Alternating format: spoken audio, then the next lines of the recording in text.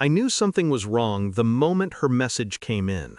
Not because of what she said, but because of how quickly she said it.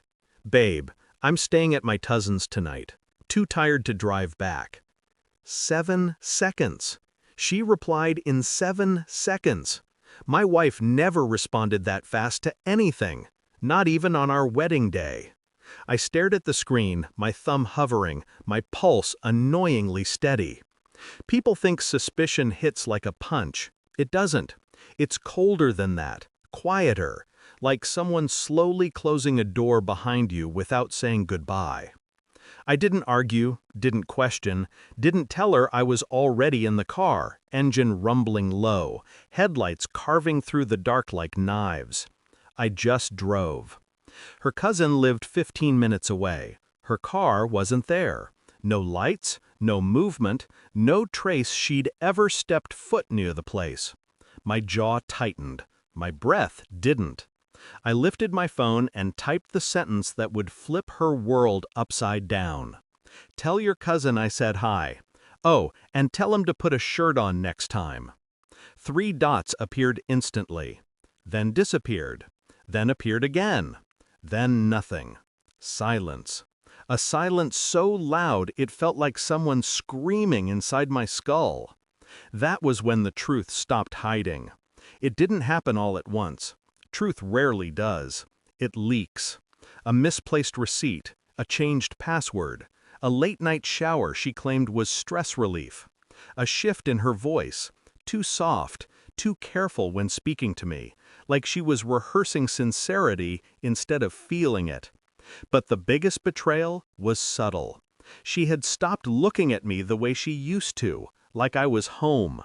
Now she looked at me like I was a witness. I tried to ignore it, pretend exhaustion was to blame, pretend marriage was changing her, not someone else's hands. But that night, staring at the empty driveway, the final thread snapped. Not in anger, in clarity. I didn't speed, didn't shake, didn't cry. I simply drove back home and let silence think for me. Every room smelled like her, but none of it felt like her. Cheating is strange. It doesn't destroy love first. It destroys certainty. Then the love rots on its own. I checked her tablet, synced messages. The backup she didn't know was still connected. There it was, a name I recognized. A man she had never introduced me to, yet somehow saw almost every day. Voice notes, deleted texts, plans masked as errands. A photo taken from our bed, my pillow visible in the corner. I didn't listen, didn't need to. Noise couldn't make the truth louder. I downloaded everything, every detail, every lie. Then I waited. She slipped in at 1:17 a.m., quiet, breathless, hair slightly damp from the mist outside, though she claimed she hadn't left the house. I sat at the dining table, lights off, phone face down in front of me. She froze in the doorway. "Why are you up?" Her voice cracked on the last word. I didn't answer. I didn't need to. I slid the phone across the table, not aggressively, not dramatically, just enough for it to stop in front of her. She looked down, saw the folder title, "Your Cousin's Shirt." Her knees buckled. The kind of collapse that comes when a person feels truth crawling out of the walls and wrapping around their throat. She opened the folder. A strangled breath escaped her. I can explain," she whispered. I tilted my head. Then, explain. But she couldn't. Liar can lie until the evidence starts talking for them. Tears gathered. Not grief, fear.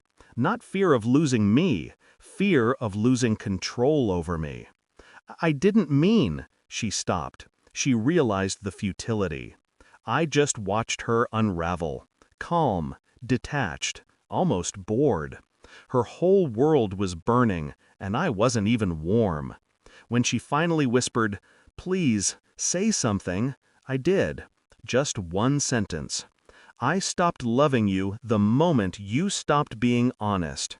Her face shattered. Not from guilt, She never had any. But from losing the fortune she thought she'd secured, my loyalty, my softness, my devotion. She reached for me. I leaned back. "No," I said softly, coldly. Finally, without hesitation. "You don't get to touch the man you betrayed." I stood, picked up my keys, walked to the door. She followed, begging now, voice cracking, hands trembling. But I never looked back. A person who breaks you doesn't deserve to see you heal. At the doorway, I paused. Just for a moment. Not for her, for myself. Because this was the last time she'd ever see the version of me she could fool. When I spoke, my voice was steady, empty, unrecognizably free. "You had your fun," I said. "Now live with the wreckage." And I walked out. The door didn't slam. It clicked. Soft. Final.